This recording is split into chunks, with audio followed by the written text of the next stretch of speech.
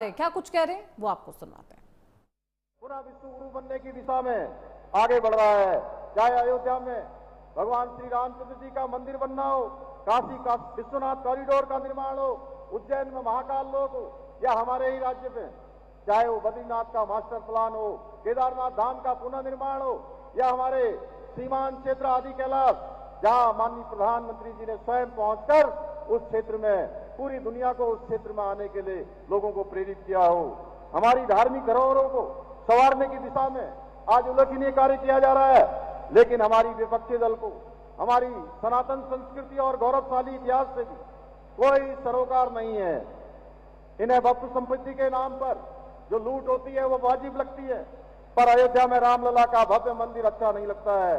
ये वही लोग हैं जिन्होंने अयोध्या में भव्य राम मंदिर बनने से रोकने के लिए, राम सेतु को तोड़ने के लिए अपनी पूरी शक्ति लगा दी थी। भाइयों बहनों, आदरणीय प्रधानमंत्री जी और आदरणीय रक्षा मंत्री जी के मजबूत नेतृत्व में आज भारत रक्षा के क्षेत्र में भी उल्लेखनीय उपलब्धियों का साक्षी बन रहा है।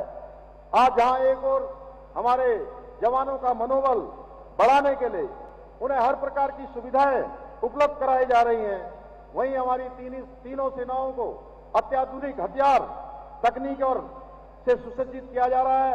एक समय था जब लड़ाई लगती थी तो भारत को छोटे छोटे रक्षा के उपकरणों के लिए भी दुनिया के दूसरे देशों पर निर्भर रहना पड़ता था, लेकिन आज भारत रक्षा सामग्री का निर्यात करने वाले शीर्ष देशों की सूची में शामिल हो गया है। आदरणीय प्रधानमंत्री जी और आदरणीय रक्षा मंत्री जी के दृढ़ नेतृत्व में हमारी पराक्रमी सेना ने विभिन्न सर्जिकल स्ट्राइक के अलावा ऑपरेशन सिंदूर के माध्यम से ये सिद्ध कर दिया कि आज का नया भारत दुश्मनों की हर नापाक हरकत का करारा जवाब देना भी जानता है और जरूरत पड़ने पर उनके घर में घुसकर मारना भी बखूबी जानता है। अब ये कांग्रेस के समय का भारत नहीं रहा जो ऐसे कृत्यों की केवल निंदा करके चुप बैठ जाता था और हर जगह जगह गुहार लगाता फिरता था। आपको याद होगा 2014 से पहले कभी, चूंकि हम लोग सब उत्तराखंड के लोग सैनिक बाहुल्य प्रदेश के लोग हैं, हर घर से कोई सेना में है, कोई पैरामिलिट्री फोर्स में है, तो उससे पहले 2014 से पहले की मैं बात कर रहा था कि सैनिकों को गोली चलाने के लिए भी मंजूरी लेनी पड़ती थी, और आज दुश्मन की एक एक गोली का जवाब गोलों से देने का काम भारत की सेना करती है। भाइयों बहनों, आदरणीय प्रधानमंत्री जी और आदरणीय रक्षा मंत्री जी के मार्गदर्शन में हमारी प्रदेश सरकार भी सैनिकों और उनके परिवारों के कल्याण के लिए संकल्पित होकर कार्य कर रही है। हमारी सरकार ने जहां एक और शहीदों को और उनके आश्रितों को मिलने वाली शहीदों के आश्रितों को मिलने वाली अनुग्रह राशि को 5 गुना तक बढ़ाया है, वहीं सेना में परमवीर चक्र से लेकर मेंशन इन डिस्पैच तक के सभी वीरता पुरस्कारों की राशि में अभूतपूर्व वृद्धि की है। हमने परमवीर चक्र से अलंकृत सैनिकों को मिलने वाली राशि को 50 लाख रुपए से बढ़ाकर 1.5 लाख रुपए करने का भी कार्य किया है।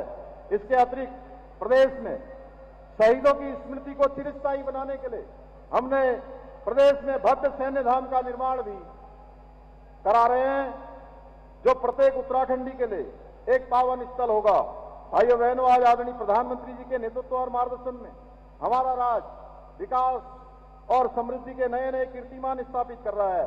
चाहे राज्य में सड़क, शिक्षा, स्वास्थ्य, रेल, हवाई कनेक्टिविटी सहित सभी महत्वपूर्ण क्षेत्रों में इंफ्रास्ट्रक्चर को मजबूत करने की दिशा में तेजी से काम किया जा रहा है, वहीं विभिन्न नीतियों और योजनाओं के माध्यम से सामाजिक और आर्थिक दृष्टि से सशक्त और समृद्ध बनाने की दिशा में भी निरंतर प्रयास किए जा रहे हैं।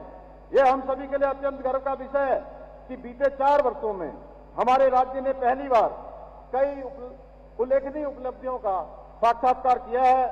पहली बार राज्य में G20 जैसे वैश्विक सम्मेलन की विभिन्न बैठकों का साक्षी हमारा राज्य बना है। पहली बार राष्ट्रीय खेलों का आयोजन किया गया। पहली बार इन खेलों में हमारे खिलाड़ियों ने 100 से अधिक मेडल प्राप्त किए और राज्य को अंक तालिका में 7वां स्थान प्राप्त हुआ। पहली बार राज्य में वर्ष भर पर्यटन को बढ़ावा देने के लिए बृहद स्तर पर शीतकालीन यात्रा प्रारंभ की गई।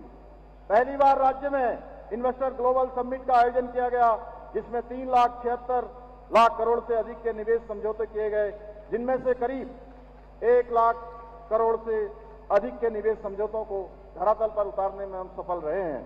भाइयों बहनों, इसी का परिणाम है कि डबल इंजन सरकार के बीते 4 सालों में हमारे राज्य की आर्थिकी में 1.5 गुना से अधिक की वृद्धि हुई है। एक वर्ष में राज्य की जीएसडीपी में 7.23% की बढ़ोतरी हुई है। बीते 4 वर्षों में हमारे राज्य की प्रति व्यक्ति आय में 41% की वृद्धि हुई है। बीते 4 वर्षों में राज्य का बजट 1 लाख करोड़ रुपए को पार कर गया है।